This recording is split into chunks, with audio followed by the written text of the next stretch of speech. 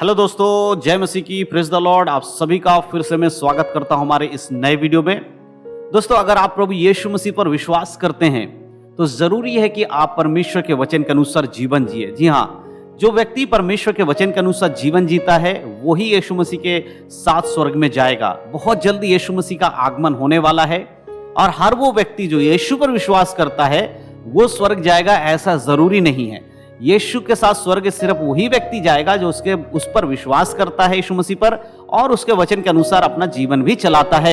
यानी कि केवल विश्वास कर लेने से आपका उद्धार नहीं होगा, विश्वास के साथ कर्म करना भी जरूरी है, क्योंकि बाइबल बताती है बिना कर्म के विश्वास मरा हुआ है। यदि आप काम नहीं करते यीशु मसीह के वचन के अनुसार, परमेश्वर के वचन के अनुसार, बाइबल के अनुसार, लेकिन आप विश्वास करते हैं कि यीशु आपको आएंगे और स्वर्ग ले जाएंगे, तो आपका उद्धार नहीं होगा, वो आपको स्वर्ग लेकर नहीं जाएंगे।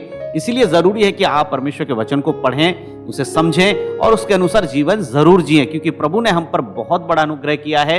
उन्होंने हम जब पापी ही थे तब अपने पुत्र को, इकलौते पुत्र यीशु मसीह को दे दिया, ताकि जब हम उस पर विश्वास करें तो हम अनंत जीवन पाए, नाश ना हो परंतु अनंत जीवन पाए।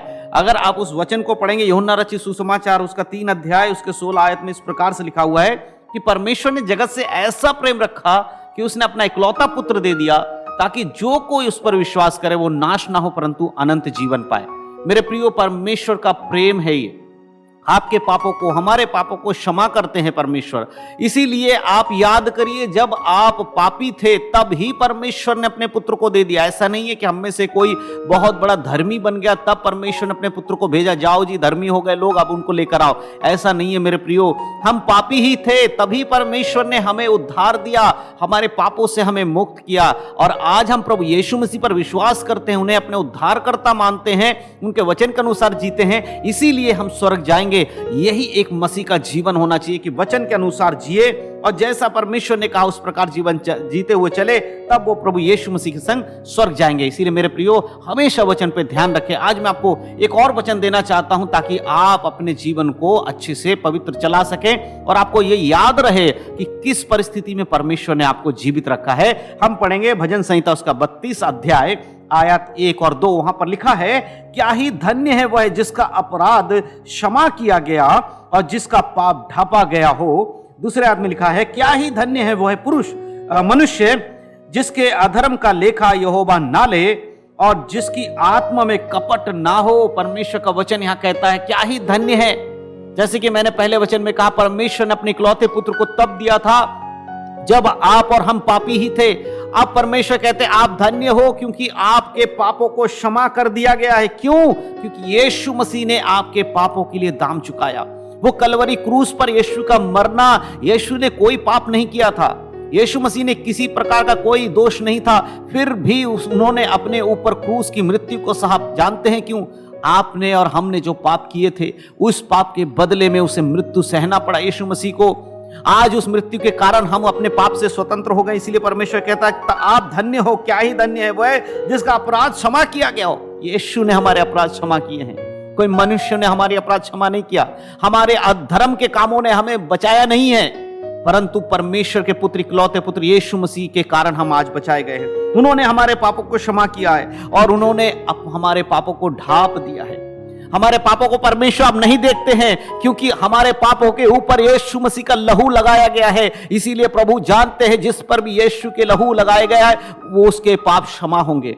मेरे प्रियो, यदि आज आपने अपने जीवन को यीशु मसीह के हाथों में समर्पण किया है तो याद रखिए कि आप छुड़ाए जा चुके हैं, पाप से मुक्त हो चुके हैं। और यदि आज तक आपने यीशु को अपने उद्धारकर्ता के रूप में ग्रहण नहीं किया, बस यीशु मसीह के वचन सुनते हैं, प्रार्थना करते हैं, बाइबल पढ़ते हैं, लेकिन अभी तक आपका मन परिवर्तन नहीं हो, आपने अपने पापों के प्रति क्षमा नहीं मांगा है, तो आज ही यीशु मसीह के पास आइए, परमेश्वर के पास आइए, अपने घुटने पर बैठिए और कहिए परमेश्वर मैं पापी हूं, मैंने पाप किया है, मेरे पापों को क्षमा करिए।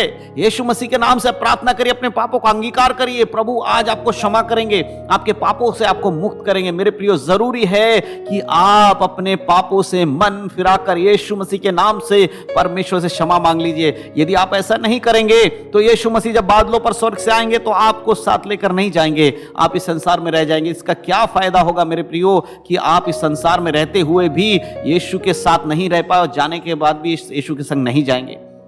मेरे प्रियो, इस बात को याद रखिए इसीलिए अपने जीवन को परखिए। प्रभु ने आपके सारे पापों को क्षमा कर दिया यदि आप अपने पापों को अंगीकार कर लेंगे तो। और धन्य है वह पुरुष जिसका अधर्म का लेखा यहोवा ना ले। अगर आपका लेखा यहोवा नहीं ले रहा है, अगर स्वर्ग के समय जब आप स्वर्ग जाएंगे न्याय सिंहासन के सामने परमेश्वर आपको स्वर्ग जाने की अनुमति दे देते हैं, आपको स्वर्ग में प्रवेश कर देते हैं और आपको कोई लेखा ना देना पड़े, आपके कर्मों का लेखा ना देना पड़े, तो कितनी अच्छी बात है। आप धन्य हैं, हम धन्य हैं, क्योंकि हमें लेखा नहीं देना है। हम सीधे स्वर्ग में जाएंगे क्योंकि हम इस संसार में रहते हुए यीशु मसीह के वचन के अनुसार जीवन जी रहे हैं। और जो यीशु मसीह के वचन के अनुसार जीवन जिएगा, पवित्रता का जीवन जिएगा, वचन कहता है कि वो स्वर्ग में प्रवेश करेगा, उसका लेखा यहोवा नहीं लेगा, क्योंकि उसके पापों के लिए यीशु मसीह ने अपना बलिदान दिया है। और वो अपने पवित्र जीवन जीकर अगर वो पवित्रता में चलेगा तो स्वर्ग में प्रवेश करेगा। आज आपके जीवन को आपको परखना है मेरे प्रियो। यीशु मसीह का वचन कहता है कि अपने जीवन को परखो, उसके वचन के अनुसार ध्यान से चलो। नीति वचन और उसका अगर आप 7 आयत को पढ़ेंगे, वहां पर साफ रीति से लिखा हुआ है, हे मेरे पुत्र मेरी बातों को माना कर और मेरी आज्ञाओं को अपने मन में रख छोड़। परमेश्वर कहते हैं मेरी आज्ञाओं को माना कर और मेरी बातों को अपने मन में रख छोड़। जो परमेश्वर चाहते हैं वो आपके हृदय में होना चाहिए।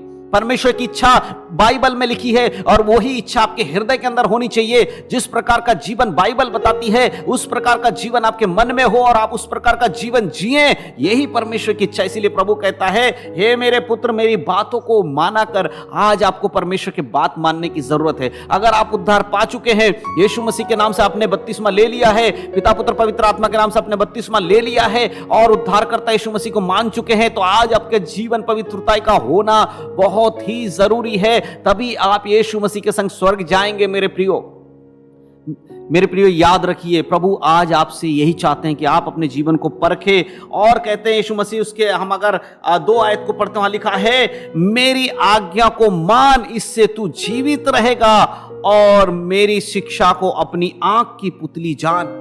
प्रभु कहते हैं मेरी बातों को मानेगा तो तू जीवित रहेगा। जो वचन पे चलेगा वही जीवित रहेगा। यहां जीवित रहने का अर्थ है अनंत काल का जीवन। क्योंकि आपको मैं बताना चाहता हूं कि कोई भी मनुष्य मरने के बाद सब कुछ खत्म नहीं हो जाता। मनुष्य के अंदर एक आत्मा है जिसे 2 जगह जाने होता है, या फिर वो स्वर्ग जाएगा या फिर उसे नरक में डाला जाएगा।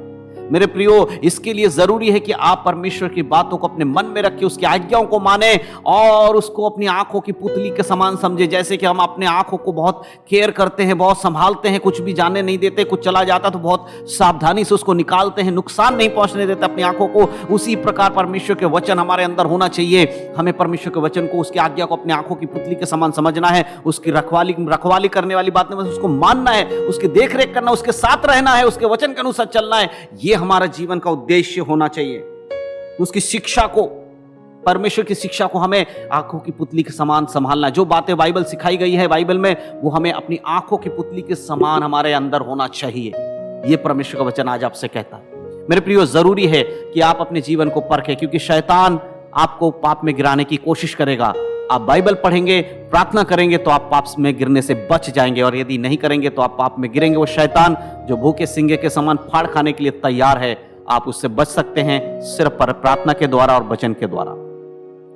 आज के वचन के द्वारा परमेश्वर आप सबको आशीष दे। विश्वास करता हूं कि आप मेरी बातों को समझ पाए, प्रभु में बढ़ें, उद्धार में बने रहें, यीशु मसीह के नाम में आमीन। जय मसीह।